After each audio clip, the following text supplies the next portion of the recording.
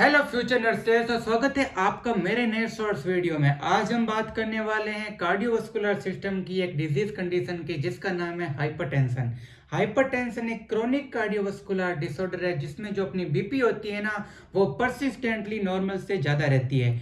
अपनी BP blood pressure होता क्या है? ब्लड प्रेशर वो होता है कि जो ब्लड की जो वेसल होती है उसके अंदर जो ब्लड बह रहा है वो उस वेसल की वॉल पर कितना प्रेशर लगा रहा है वो होता है ब्लड प्रेशर।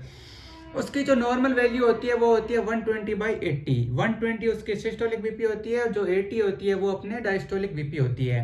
जब सिस्टोलिक वैल्यू जो होती है, जो सिस्टोलिक बीपी है वो 140 या 140 से ज़्यादा, और जो डायस्टोलिक जो बीपी होती है वो 90 या 90 से ज़्यादा हो जाए तो उस कंडीशन को हम क्या कंसिडर करेंगे? हाइपरटेंशन।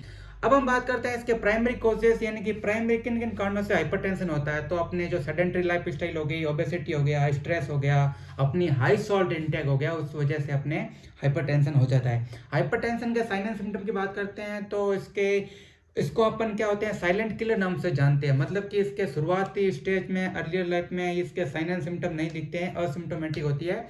लेटर लाइफ में ये क्या करती है, अपनी जो बॉडी के टारगेट ऑर्गन हो गए, अपनी जो हार्ट हो गया, अपनी जो किडनी हो गई, अपने ब्रेन हो गया, अपनी आइज हो गई, उसको ये डैमेज करती है। ये भी इसके कॉम्प्लिकेशन होते हैं। अगर इसके अपन मैनेजमेंट की बात करते हैं तो इसका मेडिकली मैनेजमेंट हम करते हैं एंटी हाइपरटेंसिव ड्रग देकर, जैसे कि बीटा ब्लॉकर दी जाती है और एसी इनहिबिटर दी जाती है और आपके डायूरेटिक दी जाती है।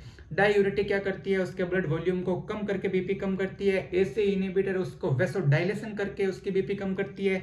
और जो अपनी होती है कैल्शियम चैनल ब्रोकर भी होती है, वो क्या करती है, ब्लड वेसल को रिलैक्स करती है।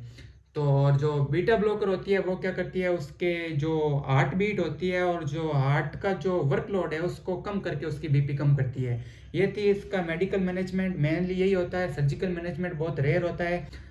चलिए बात करते हैं हम इसके नर्सिंग मैनेजमेंट की। तो नर्सिंग मैनेजमेंट में अपन असेसमेंट करते हैं। सबसे पहले तो मॉनिटर करते हैं रेगुलर बेसिस पर, 2 से 3 टाइम, डिफरेंट डेज भी करते हैं बहुत आम में।